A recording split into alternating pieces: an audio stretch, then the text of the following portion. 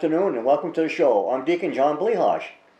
The topic for today's show is going to be the men of St. Joseph. And I have with me a guest today, Deacon Dan Pudvak. Welcome, Dan. Well, thank you very much, It's John. been a long time since we've seen each other. It has been a long A time. long time since we've known each other. Yes. Okay, so one day I was browsing through the Vermont Catholic magazine and I noticed the article on the men of St. Joseph. And then during the show I said, gee, that'd be a good topic to talk about. To find out how you basically got started, what it involves, and the amount of people who've got involved in it, and the real reason why you want to choose St. Joseph as a patron saint for your organization.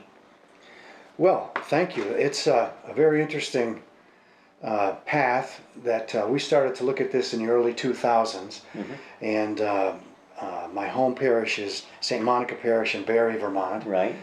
And there were a few men that were getting together and we were having conversations, and we said, we really think we need to look for some kind of a ministry to strengthen Catholic men and to help enable them to share their faith. Right.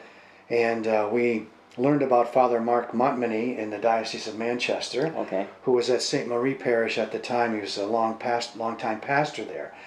And he started a chapter called the Men of St. Joseph. Right. And that spread because it was so popular throughout New Hampshire. They had about 20 different chapters at that time. Wow. And they would come together and have convocations together and so forth. And so we went over and met with Father Montminy, and we talked with some other organizations. We did some research online to find out that there's actually kind of a national network of St. Joseph communities, if you will. And there's a very strong network in mostly southern New England, although it's creeping up, that's kind of headquartered out of Providence, Rhode Island. And we haven't affiliated with them at this point. Right. But, so there's a lot of activity. And we said, well, they have a model. Let's go over and find out what it's all about. Sure. And their model was the men would meet twice a month. And one would be a Friday evening, and then they'd meet on a Saturday morning. And it would be on the Friday meetings would be prayer time. Pretty much that would all be what they do. Take up, yeah. Saturday would be more of a program. Correct. And so forth. So we initiated that at first, and then ran into a conflict with another devotion that emerged on a Friday night. Okay. We tried to combine the two, and it didn't work that way. It didn't work, yeah. We settled years ago on we meet on the third Saturday morning of the month, and we all attend the 8 o'clock Mass, and then we go down in the parish hall, and we have what we call ecclesial deer camp. So everybody brings something for breakfast. That's interesting. Everybody gets in the kitchen. Okay. Everybody brings something different. We'll have eggs and toast and sausage and coffee and juice and everybody already. Everybody pitches in. Yeah. And we have breakfast, and then we go into a program. We often will have intercessory prayer either before or after the program. I see. But we learned early on in that format that what men were really looking for was help in being able to understand and to share the faith. Correct. With their children or with their own family, other family members. And so we began to look for programs that would help us to do that. And we have had some very interesting speakers to come in. And the makeup of the group when we first began 15 years ago ranged from very young men and young fathers and husbands to very mature men and widowers. And so we had quite a range of different points of life that were represented in the group. And that was very, very popular. And then we made ourselves available to the pastor. We said, we're a men's group, we pray together, we study together, we socialize a bit together, and we'd like to be of service to the parish. And the pastors have found ways to make that happen, and we've been able, we enjoy doing that. Nothing extraordinary, but we need to clean out this storage room here, or one of the houses that we owned where the sisters live at that time needs some paint and some work on the house, right. so forth. So we we do. We're available for those types of things. Mm-hmm. Also, since that time, we've joined with some of the other churches in our community in the community breakfast program. Okay. And that is centered at one church every Saturday morning. Now, other churches, you mean? By other churches in the community, so the Episcopal Church. Okay, so it's non-denominational. What I want to say that's it's Christian churches coming together for a reason. That's right. Okay. Yeah. And then each one will coordinate a different week of the month. Okay. Or every other month. Well, that's nice. That's great. That's good on the community. That's super. That's great. It's really quite. Yeah. It's needed. Yes. And it's well attended. And so the Men of St. Joseph take one Saturday of the month, and they will coordinate the breakfast that month. Mm-hmm. Then of course we have ours on the next week or whatever, the third week. So another very interesting thing that we did was I participate in the Area Clergy Association. Mm-hmm. And several years ago, we brought back an interfaith Thanksgiving service a couple nights before Thanksgiving. That's good. And the Men of St. Joseph, they ended up agreeing to have us host it. So we hosted it at our church, and we have it's well attended, and it's a very nice program. Yeah. We all the churches contribute members of the choir. Right. Oh, Jay. They meet an hour before the service. Yeah. That's a 40-voice choir. Wow. And the church gets filled pretty well. And then the Men of St. Joseph have coordinated a reception afterwards. They also help out, sort of like ushers and welcoming ministries. Wow, that's great. And that's a very nice event that happens. So. It's outreach as well. But one of the things that we introduced early on, the ideas we received from the Manchester Diocese, was promises that we ask men to make. Yes. And I have the list. There's only 5. Okay. And that's good. The first one is we ask the men to commit to bring their family to Mass on the Lord's Day. So. In other words, you be there, you bring them, you don't just drop them off. Yeah, right, yeah. Come back later on. Yeah. We ask them to receive the sacrament of reconciliation at least twice a year. You know, the minimum is generally once a year. That's right. And of course, we recommend more than twice a year, but just make that commitment. We ask them to pray with their family for 1 hour a week or 8 minutes a day. And then we ask them to attend at least once a month a Mass that's outside of the Lord's Day. So if they come to the 8 o'clock Mass on Sunday morning, that's done.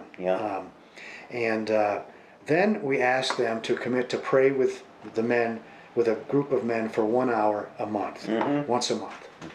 And so these are things that we strive, and we attempt to learn about the life of St. Joseph, the virtues in his life, the responsibilities that he had, and why he's a model. That's right.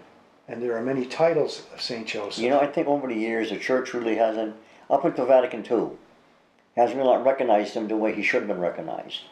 And now he's in the liturgy. Yes. You know, and the thing is, this is that, I mean, like I said, the role models, whether it be the foster father, whether it be the worker, whether it be, you know, he's there. You know? Yes, as you say, he's been put into the canon of the Mass now. Yeah. And but we, as we started to get into this, and one of the groups in the parish asked me if I would give a talk on St. Joseph, and that sent me down a path of doing some research. Yeah. And what I discovered early on, at least in where I was looking, was that there wasn't a whole lot of information at fingertips to be able to find about Joseph. Yeah, and as you know, there's not much in the scriptures about him. Correct. Yeah. But there are things that we can learn about him, through tradition. Right. And for example, in the scriptures, when they're talking about where did he get all this? Where they're talking about Jesus, isn't he the carpenter's son? That's right. So Joseph was known as the carpenter, and he had a good reputation. And we think about things like, one of the things that he did in the Jewish tradition was to hand on his trade to his son. Right. And so he spent time teaching the art and the profession of carpentry to Jesus. Now we know Mary obviously had much to do about that too. Correct. You think about the parables that Jesus shared. You know, he must have learned those at home. Right. And Joseph and Mary perhaps were sharing those things in his youth. Exactly. Again, we don't know much about the youth. We don't. Yeah, no. There's Of certain Jesus. aspects we don't. You're right there. So we can deduce that Joseph was a virtuous man. He was a man who was obedient to God, who was Right. open so much that God could speak to him through dreams, Correct. and he would listen to those words and he would obey. And all the time thinking about the welfare of his family, his responsibilities as the foster father of Jesus. Right. And someone had to teach Jesus to speak. That's right. Someone had to teach him to pray. Someone That's had to right. share the scriptures with him. Mm-hmm. And certainly Joseph had a great deal to do with that. That's right. That's right. And like you said, that he was willing to accept God's will in what he did with accepting Mary into his home, making sure that the child was taken care of. When there was danger, to take them someplace so that they were out of danger. So, I mean, there's a lot of things that were asked of him that, to do this, for God. And, Joseph goes under many titles. Mm-hmm. Foster father of the Redeemer, spouse of Mary, and so forth. And one of my favorites is terror of demons. And you have to think about that for a Yeah, while. right, you do, yep. And you can imagine why he Yeah. would be the terror of demons, That's just right. by his humility, his holiness, his strength, That's right. which he gained through his prayer life, through his life of obedience and closeness to God. That's right. And we invoke him under many titles, and we encourage the men to always ask for the intercession of Saint Joseph, such as we did today on our ride down from the northern part of the state down to here Yep. to do this show, and to make sure that we got here okay. Hey, well, you did. I told you I asked for good weather, and there it is. And He we helped thank us you. out on that. And we thank Saint Joseph. Yeah, as right. well. That's right. I agree. Yeah. And we've also done some small retreats together. We're looking at those types of things again. Yeah. We do a planning session at the beginning of the year in August or September, and we say what are the things that we put on a list that we haven't done yet, Right. and so forth. So it builds community. It's our membership comes and goes. We actually have programs that we open up to the whole parish, and there's some women when we first started this group said, well, what about the women? You That's have the right. men of St. Joseph, and someone suggested, well, you have Catholic daughters, and perhaps you might want to have daughters of Mary That's instead right, of the men of yeah. St. Joseph or Yeah. whatever. But we have women who like to come to our programs, Sure. and they also don't mind having the men cooking. There you go. Why not? Yeah. Give them a break. So what's your constant membership roughly? I mean, Oh, we have a core membership of about a dozen at this oh, point. that's not bad. That's not bad. No. And it's ranged from anywhere from the early 20s, and sometimes there are times when some men just can't come. That's understandable. Yeah. We get great support from the priests in the parish, Good. and Who's stationed at St. Monica's now? our pastor's Father Peter O'Leary, O'Leary. and prior to him was Father Leo Bilodeau. Okay. And Familiar with both of those. we so. started with when now Monsignor Peter Ruthier was pastor, and they've all been very supportive. Yeah. They're not bashful about asking for help from the men of St. Well, Joseph. there you go. That's okay there. That's great. That's great to hear. And so do you have like a yearly fund draw, membership drive or anything like that? Or? We don't do it once a year. We now have started communicating on a regular basis in the parish bulletin. I see. The men are a little bit better now about reaching out to people, identifying Yeah. new folks in the parish, identifying people that they see that may not have come to a meeting, and so that's something that's always there for us. Right, right. And again, if we have a decent program, like we showed the Bishop Barron Catholicism program, we hosted that for 8 or 10 of our meetings in 1 year, and so we brought in a lot of people that in the area that were interested in watching that show. We hosted it. We provided refreshments for them. So there's different formats that we've done. And again, with everything that's going on in the church today, in our diocese, we're having a synod underway, to address needs. And that's right. And some of the conversations, some of the comments that have been raised about, what kind of ministries do we have to help men be strong, Catholic family See, men? at one time when I was growing up, we had the Holy Name Society, of course, the Knights of Columbus and stuff like that, but the Knights are still going pretty strong, but the Holy Name is kind of petered out, and so there should be something there, like you say, for men who are wanting to do something more with their faith. And once a month I have a couple gentlemen come over here to visit, and we discuss religion, discuss different things, and one of the biggest topics that have come out in that conversation has been adult religious education. For the simple fact that we've got a generation of Catholics out there who really do not know their faith the way it should be. And because of that, it's passed on to the next generation that the stability isn't there, the education isn't there, the understanding isn't there. And now you got a group of individuals who really don't know what their faith is all about. And because of that, now what's going on in the church with a greater hassle in the church, that these people are wondering, well, why is this going on? But if they understood that this isn't the first time it's happened in the church, this is something the church has always been purged over the years, many things have been purged. The unfortunate thing here is that this is because of the media, because of people knowing things more about it, that it's at a greater proportion.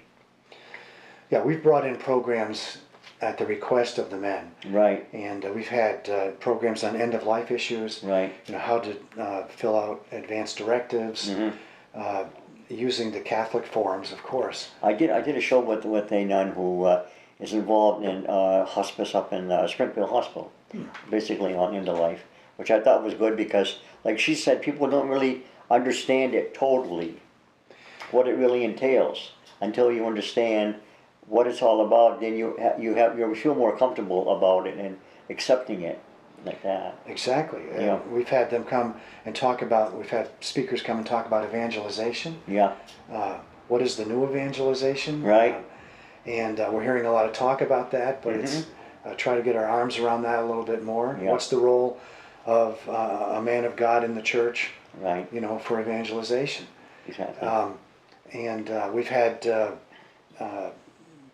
priest come in and talk to us about exorcism, about the healing ministry in the church. Right.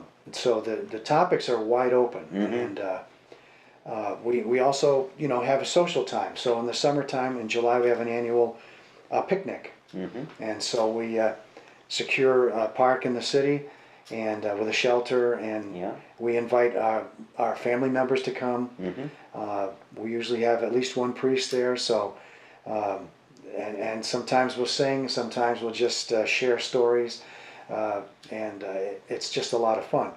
So we also around Christmas time we tend to have a pretty generous breakfast meeting, and so we invite a few guests, including prospective members, to come to that. Steak and eggs. Well, that's not bad. Just contact us at St. Monica Parish, Barry, Vermont. If you want to know how to get a chapter started, or you want to come and visit sometime. We got the big guns. So anyway, no, that's great. And like I said, what I'm amazed at is that if you want to get the family members involved with you at particular situations, that doesn't make them feel like they're ignored. Right. And that's the main thing. And the same with I had all daughters in my family, and when we started this, one of my daughters was looking for something to give me about St. Joseph, and she said it's not as easy to find this stuff. Right. But this is just an example. It's entitled "Go to Joseph." It's a retreat of sorts, written by Father Richard Gilsdorf, and you can pick this up and open it up anywhere in the book to read about it. You don't have to read from front to back. Right. But there are reflections about Joseph and little insights about his life. And this is published by Star of the Bay Publishing. And that's good to know. Go to Joseph. But again, I thought it was kind of interesting that she had to really work to try to find something. Right. We always pray intercessory prayer at our meetings. Yes. And we often will say there is actually a memorare to St. Joseph, similar to the memorare to Our Lady. That's right. We have an ancient prayer of St. Joseph that is alleged to be 1900 years old. Wow. That was found way back after the first Is century. it an original writing? No. No, okay, that's just what written. English wasn't around at Okay, all right. But and then there's other novenas to Saint Joseph. So I know that a number of the men put it as part of their daily prayer life will invoke Saint Joseph to help them that day to be strong, loving, wise, courageous, and honest. Help them this day to be the man of God that they're called to be. Help them to seek God's will, to do God's will, to love God's will, and that's important to plug that into their prayer life, and then be open to the intercession and intervention of Saint Joseph. Why don't you share one of these prayers with us? The memorare to Saint Joseph. Remember, O most chaste spouse of the Virgin Mary, that never was it known that anyone who implored your help or sought your intercession was left unaided. Full of confidence in your power, I fly unto you and beg your protection. Despise not, O foster father of the Redeemer, my humble supplication, but in your bounty hear and answer me. Amen. And then at this point, we could add whatever intention that might be. And we will do that as a group after breakfast. Now, I do a novena to the Immaculate, the Miraculous Medal every day. And it's similar to that, only it's to the Blessed Mother. For the Blessed Mother. The wording is almost the same. So, yeah. That's great, that's great. So I'm glad you came down. I really appreciate this because I think that maybe somebody in the area might see the show and be interested in wanting to start something like this up, and have you checked out any parishes in the diocese who might be interested in it? we have put an invitation out to parishes in the central Vermont area. Okay, yeah. And we've created an email list, and so we send communications to them every month. I see. The other thing that happens in this effort is that there is a bond that develops, and so when a brother is having a difficult time in his life, a death in the family, a spouse. We've had a spouse who died, and the men now have gotten into a habit of coalescing. What can we do? What can we do to help? Can we bring a meal? Right. Can we come over and pray? And so that's just sort of a development that still could grow even more. Sure. But it's important that we do that. Or somebody's hospitalized. And we want to encourage folks to feel free to bring their family members. Just that the demographics don't always lend themselves to a father bringing a son. Right. It depends on what's going on in people's lives at different ages. Exactly. And it's sometimes, I know it's difficult for the father of young children to get away for 2 or 2.5 hours on a Saturday morning sometimes. Exactly. But that's just, we just go with the flow. You gotta, I appreciate you coming on, and thank you for sharing with us. Like I said, we'll do another show again sometime, you and I together, and another topic, because we don't discuss this, right? So we'll do another one. And but really, this is great. I'm really glad that I had you come on to do this. This is great. I appreciate that. So we'll have to get together again. And for my audience, until we meet again, may Almighty God bless you, the Father, the Son, and the Holy Spirit. Amen.